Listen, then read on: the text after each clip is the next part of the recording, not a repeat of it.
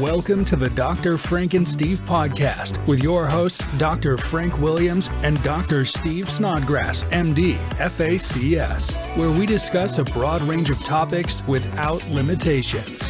Let's get to it. Here's Dr. Frank and Dr. Steve. Hello, welcome back. This is the DrFrankenSteve Podcast. I'm your host, Frank Williams, and this is Dr. Steve Snodgrass, MD, FACS. Today we're going to cover a topic that's pretty in the headlines, but there's parts of it that most people don't realize that go on as far as a health concern or as far as effects on the human body. So we're going to actually cover that, and it is actually zealotry. And that's whether it's religious zealotry, extreme ideology. So we're going to be covering those areas. So if you're a frequent watcher of our podcast, we welcome you. And if you're someone that's already getting an attitude because of what I just said, just stay tuned because it'll get worse. But we're not leaving anybody out. We're kind of doing the Archie Bunker style podcast today. So Steve's going to go over the medical, and I'm obviously going to cover some of the religious aspects, secular aspects, statistics. And we're not picking on any one group or any one religion or any one ideology. We're just talking about it as a whole because it seems like the extremes are becoming the norm now. So before I do my little monologue, Steve, would you like to do yours, or do you want me to? I can start off a little bit, and we'll just interchange as we go along. Yeah. But when you look at the news, and everybody refers to like the Iranians, let's just call it what it is. But they call them nut jobs, lunatics, just way out there, that sort of thing. So what I wanted to do in terms of this podcast was say, like, okay, I understand what you're talking about. I get it. But what goes on, there's got to be some sort of reasoning behind thinking like that. I mean, I know there's environmental things and how you're raised, and it goes back thousands of years, and you're taught hatred and all that sort of thing. I get it. But there's actually some things that I wanted to cover that go on inside the human brain as it relates to zealotry. And it's Would you like me to give the definition of zealotry? Yeah, go ahead. Okay. So a brief definition for religious zealotry, and this can apply to ideologists as well. As a religious or secular zealotry is an excessive, uncompromising, fanatical devotion to religious or secular beliefs or doctrines, often characterized by extreme attitudes, behaviors, and a willingness to use aggressive or violent methods to advance or defend those beliefs and those ideologies and doctrines. And there you have it.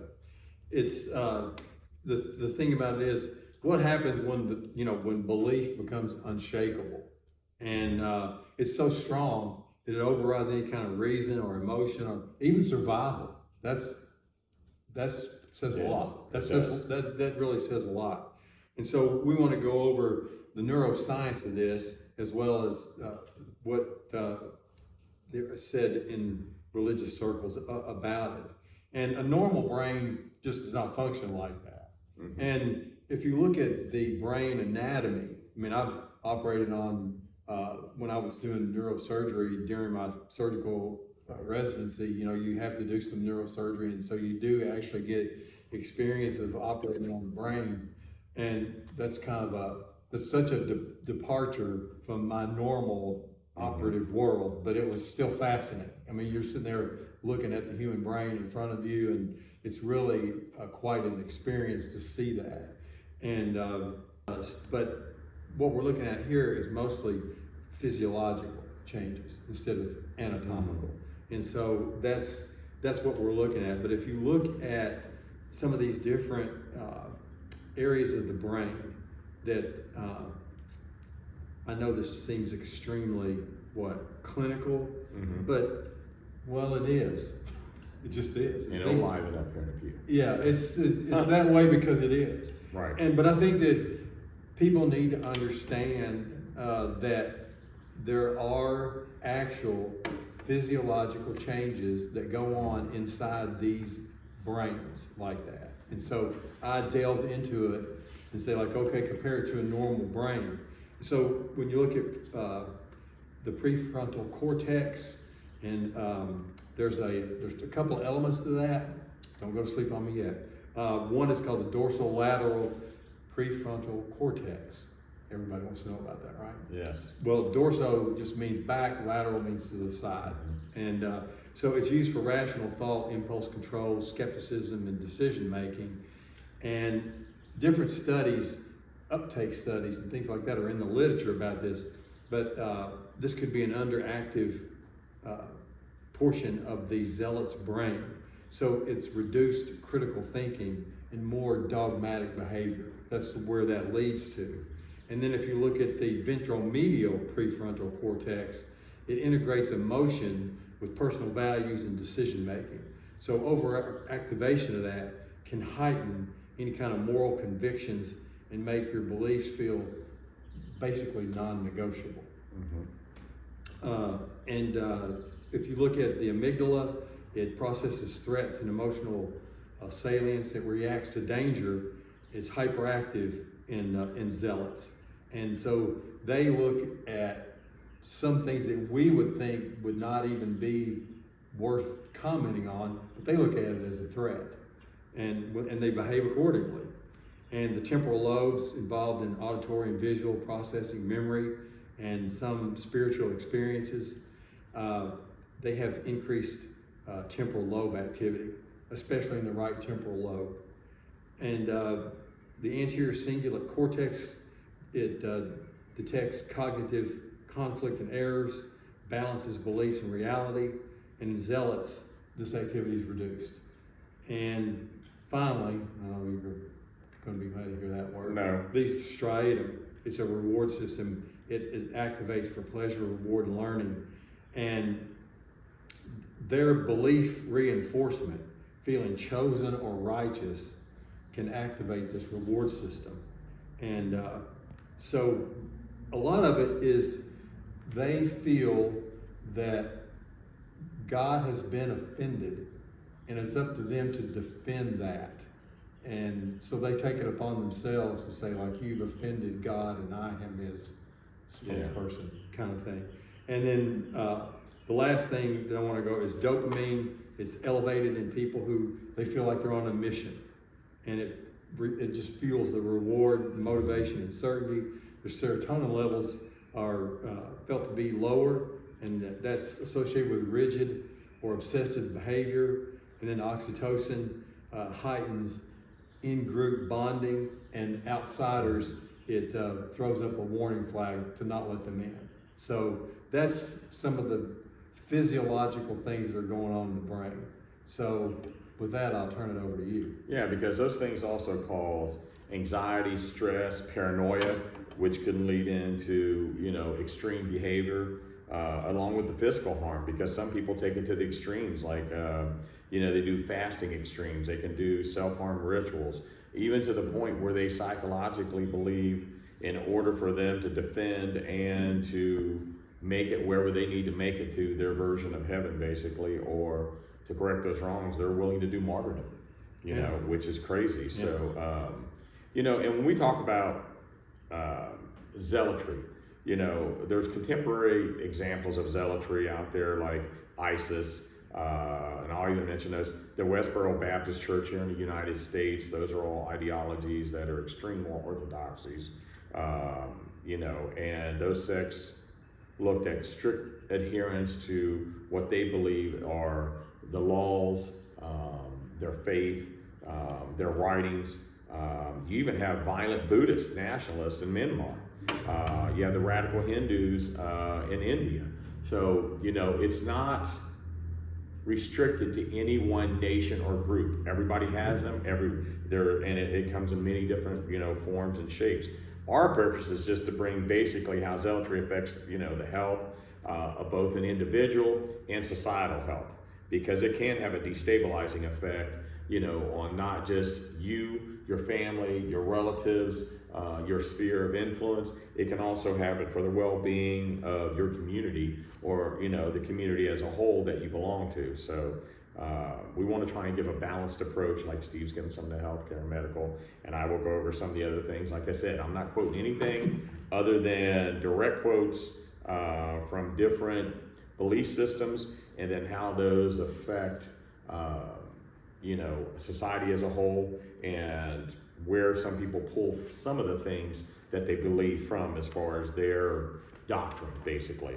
So, like the Bible will say, and this is the ESV version of the Bible, be not overly righteous, and do not make yourself too wise. Why should you destroy yourself? That's Ecclesiastes 7:16, which is telling you, don't become a zealot to the point where, you're not doing God's work, you're doing your own, basically, as a project. And then you have the Quran. And the Quran says, and do not kill yourselves, indeed, Allah is you merciful. That's Surah An-Nisa 4:29. And then you have a Daoist quote. It says, the sage does not strive, therefore no one can strive against him. And that's Tao Jin who wrote that. I think you've talked to him before. Oh, yes. Okay. We're close. We're very close. These social divisions and violence are getting more prevalent. We have them here in the U.S. These same people who spout all this and who are go to extremes to become isolationist, whether it's in the Christian sect, whether it's in, the Muslim sect, the Hindu, the Buddhist, they're really going against a lot of their own teachings when they do this. So again, I'll quote another Bible verse and I'll get into some of the other stuff. So whoever says he is in the light and hates his brother is still in darkness. That's 1 John 2:9. And I'll give you a Torah quote, because this is Steve's favorite book. You shall not hate your brother in your heart, but you shall reason frankly with your neighbor, which means have, positive discourse. And positive discourse does mean you can agree to disagree. And that's Leviticus 19:17. Yeah, you're Leviticus, Steve. And a Hindu quote, he who sees me everywhere and sees everything in me, I am not lost to him, nor is he lost in me, which means, basically, as the Bible says, you want to treat everyone with agape love, which is love for everyone. And then you have the historical examples of zealotry. You've got jihads, which have gone on for eons. You've got the Crusades, that can be driven by geopolitical tensions. You've got the Pakistanis and the Indians who are ready always to blow each other up. You've got the extreme zealots in places such as like Iran. You've had them with ISIS, who physically went around, tore down historical sites as they were moving through the Middle East, which is a shame, because they didn't want anything that represented any foreign culture or going against what their beliefs are.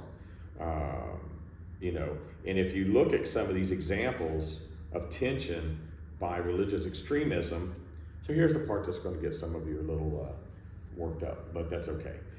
If you look at the UK, okay, I will cover the US also. So we're not, like I said, we're not without, sin, as my daughter likes to say. So we make sure we cover them. But in the UK, Birmingham, Bradford, and Tower Hamlets, London, have experienced increased communal tension, segregation, and extremist influences. That's contributing to their social fragmentation and security concerns. France, you've got suburbs of Paris, such as Saint Denis, have witnessed heightened radicalization, increased terrorist incidents, and law enforcement challenges to try and even get that under control. And then in Belgium, Molenbeek district in Brussels became notorious as a hub for extremist activity linked to terrorist attacks across Europe. So it happens everywhere. In Michigan, you've got the ultra-Muslim Sharia communities. You've got Dearborn, who has a high concentration of Muslim Americans. Tensions have risen from increased religious conservatism, impacting their local government, societal cohesion, and all their policy making. And then you've got Hamtramck, first majority Muslim city council in the U.S. controversies over them broadcasting their Muslim calls to prayer, restrictions on LGBTQ plus symbols, religious practices, sacrifices. These all highlight the community tensions and religious freedom restrictions brought on by zealotry. The broader impact is in educational concerns. These groups start moving in. This can be extreme, even happen in the Christian communities. They start banning books they deem are inconsistent, basically, with conservative Christian, Islamic, Hindu, Buddhist beliefs. They drive policy changes. And then you've got a lot more tension within those communities. And we see it all the time. Just turn on one of the streaming news channels and you've got it going on through California right now. You've got communities who take their ethnicities and their way of life coming from a country or a place where they wave the flag, burn the American flag, but yet they don't want to go back to that country.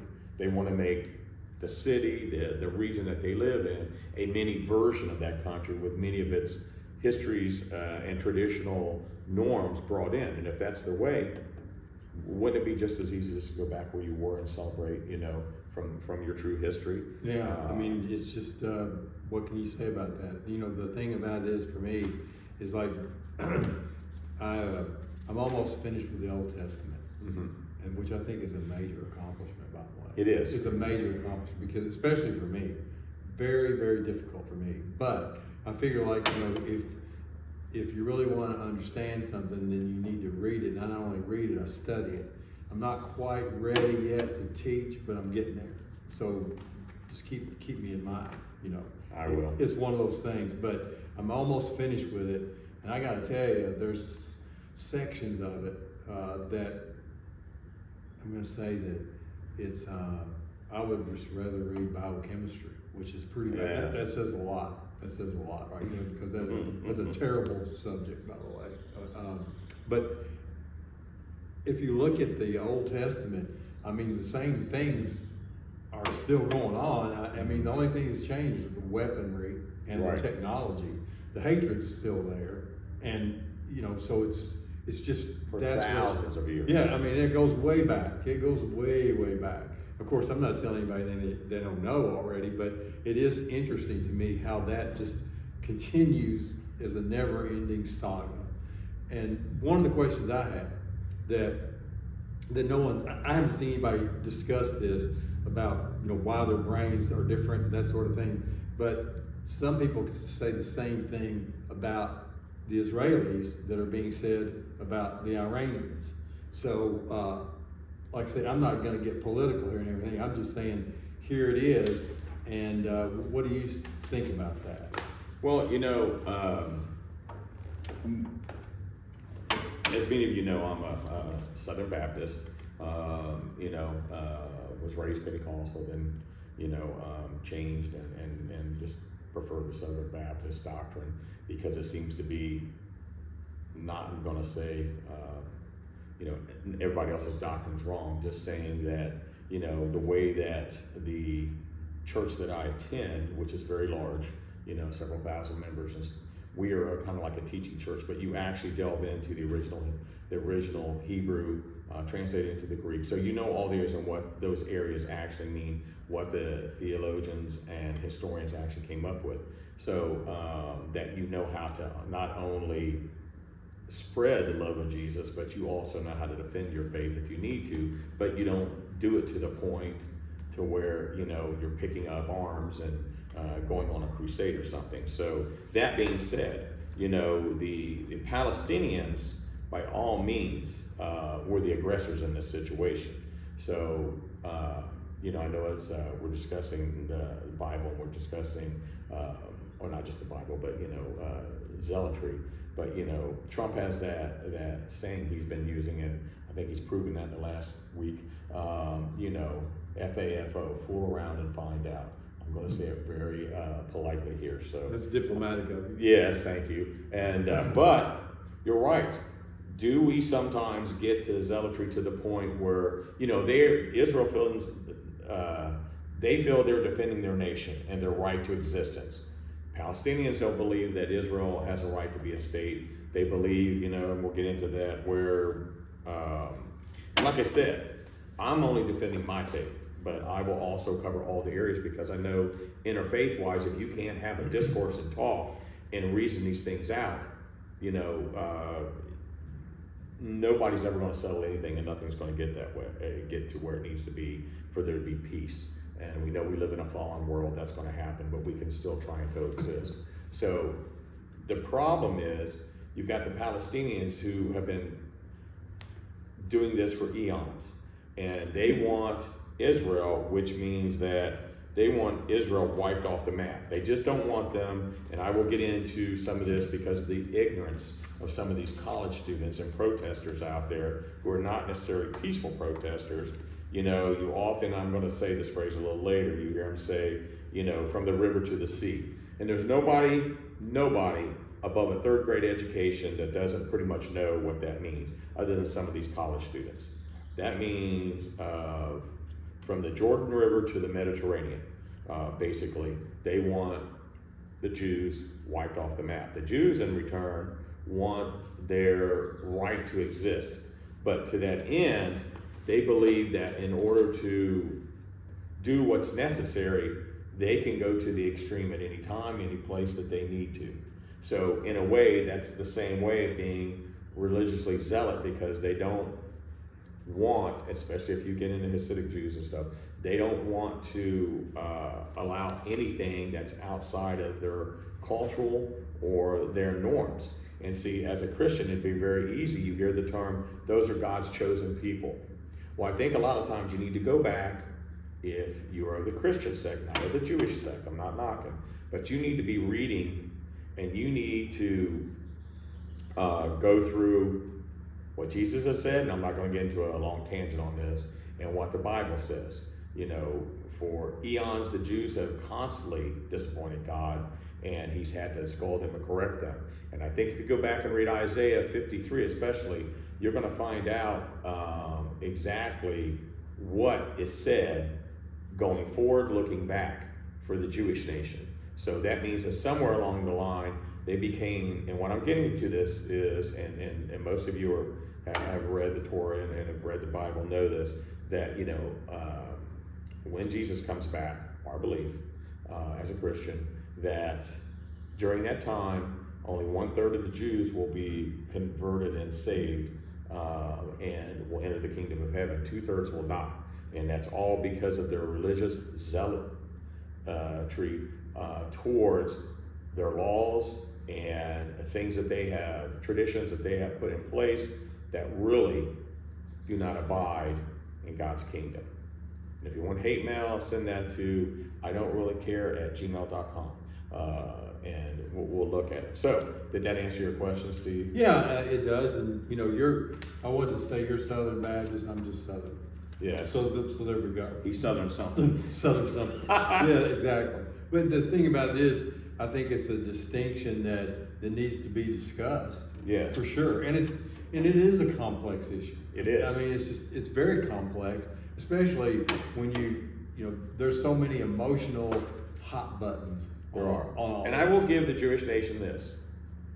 They have tried, and they try to, bring about two-state solution. They try and do things they can do, but the zealotry on the other end, all they see is hatred, which then triggers, like you said, the brain, the dopamine, the responses from the Jewish nation, and then you usually have conflict, and you don't need conflict. The Middle East as a whole right now, I believe, is getting to the point, or even Iran, now that they've tried to save face a little bit, but hopefully near term or midterm during this new administration, the Trump administration's reign, they can bring the Abraham Accords 2 on and get more peace treaties signed and more things done. Because I do agree with President Trump.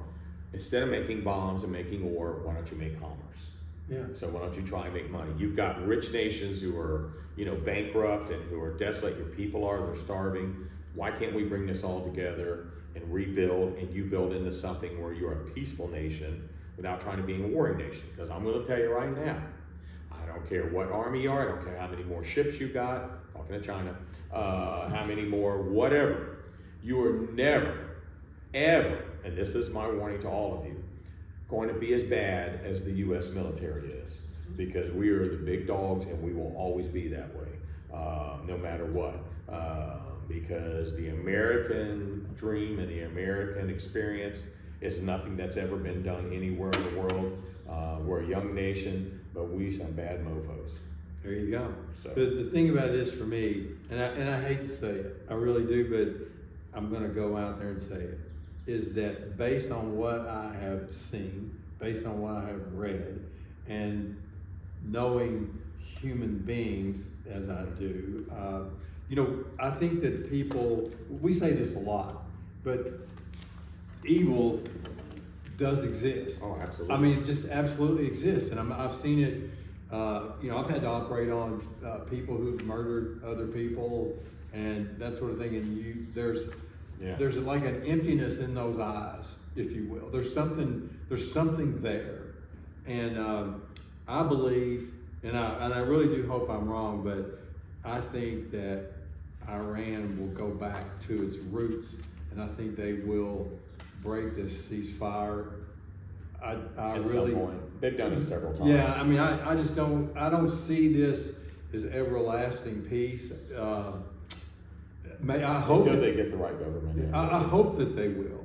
But the way things are right now, I don't see it.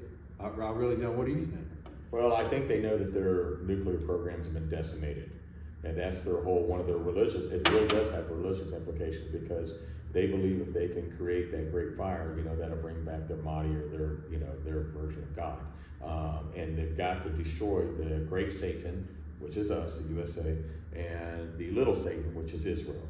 And so, I mean, they're going to talk and bluster and saber-rattler all they want, but what's going to happen is they're going to go forward. They're going to have to try and find a way to delay, as they always do, get into some type of agreement, and then either secretly or covertly start redoing what they've always done, and then we're going to be back in the same situation unless the world, and I'm talking about the Middle East included, all their neighbors, take a hard stance and say no.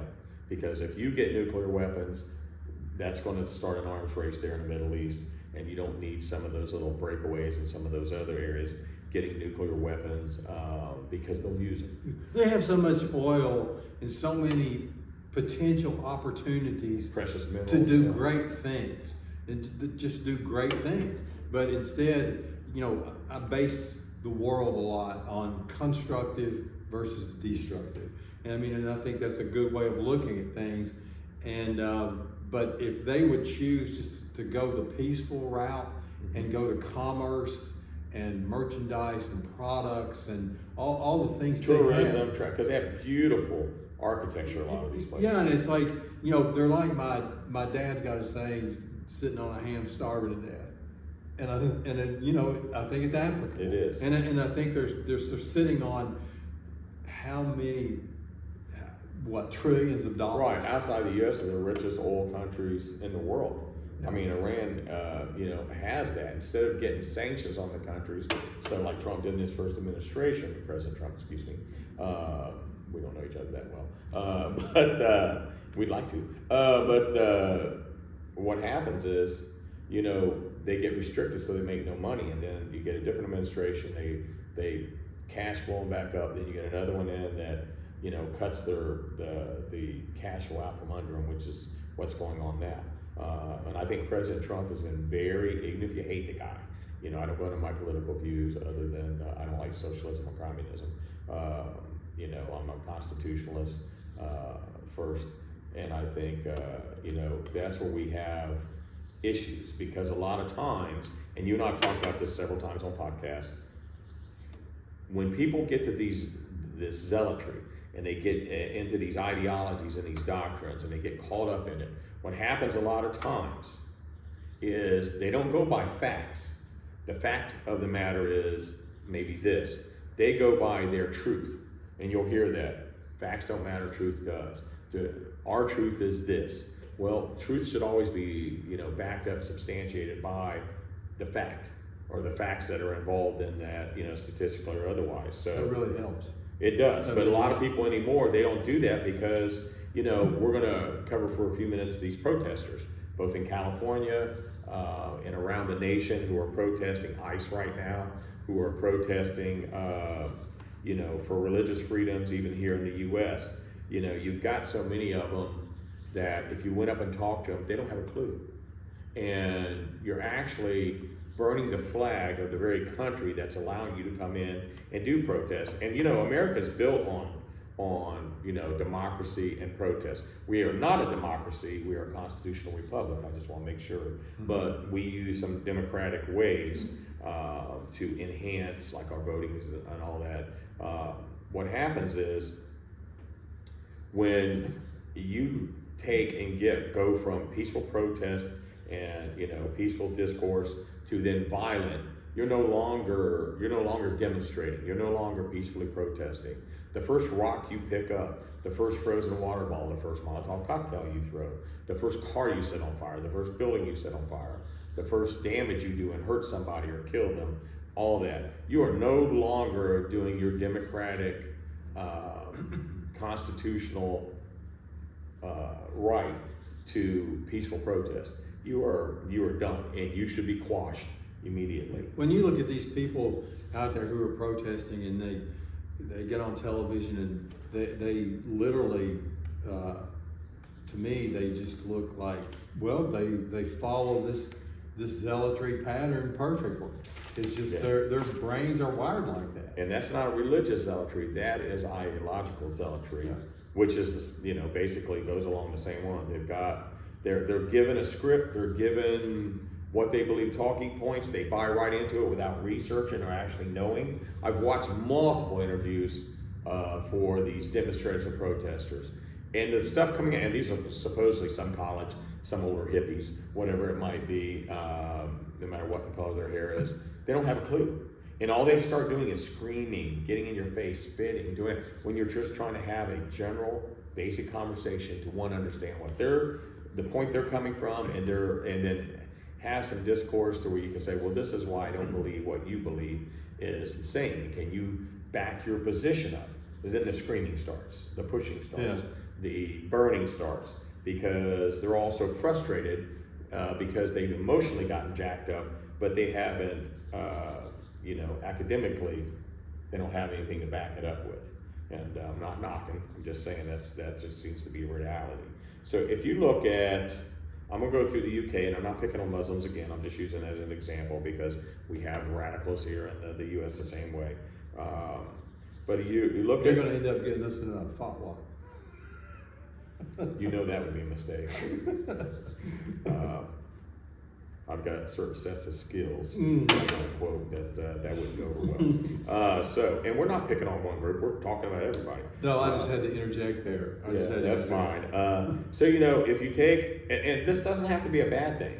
What it can be is that if you're coming into countries, and this country has a set of values and democratic processes, you don't need to bring all your bull in and try and convert us when you should be the one assimilating, because whether it's America, UK, whether it's Germany, whether it's France, Spain, some beautiful countries, you need to adapt into those. You went there for a reason, and you need to try and assimilate and adapt into them. Doesn't mean you have to give up your belief system, but it doesn't mean you have to get so radicalized that you're causing the very historical nature, foundation, and identity of that country to be forever changed.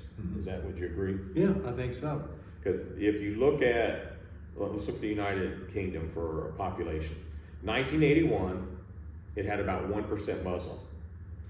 Now it's grown to about 6.5% Muslim, which is higher now. I think it's closer to 8%. This as of 2021, which, that's a nearly 7-fold increase in 4 decades. And you've got major UK cities in the 2021 census. Greater London was about 15%, which has grown. Birmingham is about 30%. Bradford's about 31%. Manchester, which I can't believe because I used to spend a lot of time in Manchester when I lived there, is 22%. And Tower Hamlets at close to 40%. And I'm talking about Muslim population. Now they're all not super zealots or radicals, but they do start bringing in what's called Sharia law, and they bring in certain things.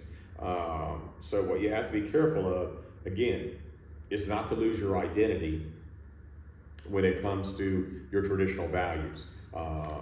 If they're willing to coexist and be in peace, hey, more power to you. Because, it'd be like Steve going over to, we was talking about brain surgery, or go to a brain surgeon and say, I think I'd like to stop in and see multiple brain surgeries going on. We need a few right now, like transplants. But if you go there and Steve starts, no. You've got to do the vascular system before you get to the brain. You've got to do this. No. I'm going to forbid you from doing that type of surgery. You've got to do this surgery. That, and I know that's a wild example, but it's the same thing. Steve would get there, study, learn, adapt into what procedures work and stuff, and the ones that go against his surgical skills, he's going to say, no, I'm not doing those. I'm going to do what I think, because I know I'm the best. Nothing goes against my surgical skills. See? Absolutely nothing. I'll go on that one all day long. Yes, and I know, but I'm saying that's where you're going to go to. Yeah, but it's one of those things where I just didn't want to be a neurosurgeon. But it's one of those things where I've got one of those brains that when you get involved in something, it's extremely obsessive, compulsive, and I'll look at it that way. But imagine that. I know, but it's one of those things that it served me so well, because I never had a formal complaint. I never had a malpractice suit against me. And the reason is because no matter what I was doing, I was hyper focused on that procedure during that time. And so you can have, this is another podcast, but you can have error-free surgery. That's, yeah. I mean, I've had some procedures done here lately, as you know, and I was asked the surgeon, how great are you? I want to know I really want to know how great you are. Right. And I want to see how they answer that question. And that a lot of that depends, it depends on whether I'm going to let them operate on me or not. And so you've got me hooked on that now too. Yeah, well, you always said be your own advocate. Well, the thing of it is, you can rehab and you can do things all day long, but if you don't have that perfect surgery, if you don't have that, then you've got a very shaky foundation. You've got a foundation that's a house of cards. And so, no matter how hard you work, if you didn't get a perfect surgery, then you're going to have to overcome that as well. And that's many times you can't overcome that. And so right. We're getting off on a little bit of a tangent. that's fine. I knew. But it just is what it is. It is. You pushed the button. Yeah, I know. And my wife says there should be a degree in button pushing because you would be the professor teaching it. And so I said, well, I've got an associate dean that would be right there with me. His name is Steve.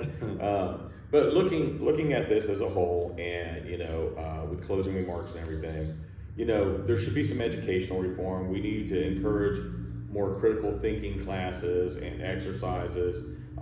We need to have more interfaith, conversations, and maybe lunches or breakfast or whatever it may be. Maybe we're completely opposite ends of the spectrum.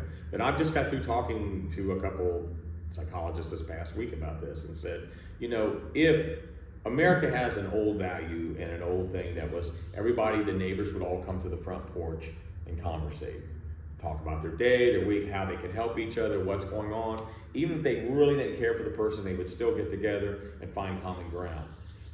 Everybody, I don't care what your religious ideology is and your doctrine, what your socioeconomic, your geopolitical doctrine is, everybody has common factors within not only themselves, but within their family, their community, and their sphere. Everybody has medical issues, as we talk about all the time. Everybody may have psychological issues. You may have, issues for finances, maybe issues with housing or communal, whatever that may be. But that's at a point you can start at.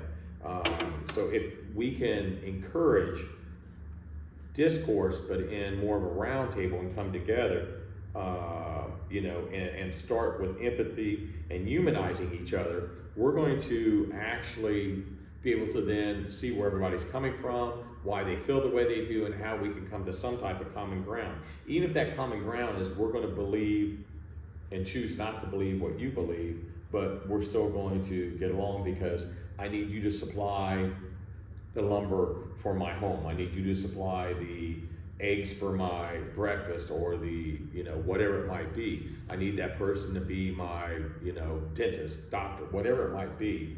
And so, maker of whatever, you can then bring that to the table and start there. And then your extreme views maybe will not become so extreme. So, and protest and passionate advocacy are, they're the cornerstones of any democracy. It's critical that we actually realize this. And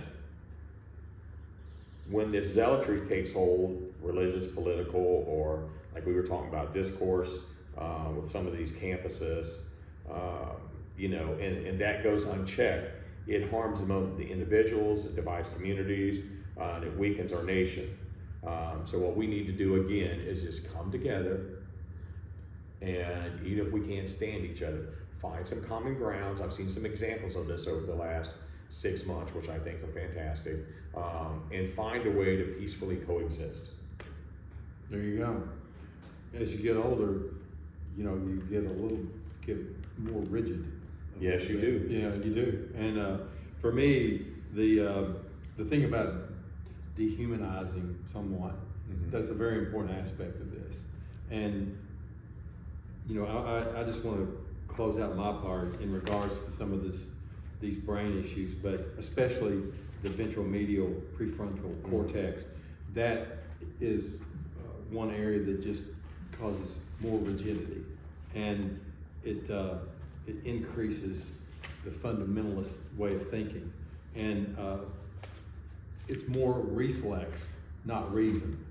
So to try to reason with somebody like that is, their brains respond automatically rather than thinking it out. They just automatically go there. And faith feels good kind of thing. There's a big difference between faith and what's going on with the religious zealots, kind of like faith on fire. And that hits that involves what's called the nucleus accumbens in the brain, the spiritual experiencing that kind of behavior. And for one people to know, again, there's no basic anatomical difference, so there's no single God spot, if you will. Right. So I think those are some of the things that, I wanted to cover what is going on in their brains, because everybody talks about craziness, lunacy, nut job, this, and going on and on about what they're seeing and what they're witnessing.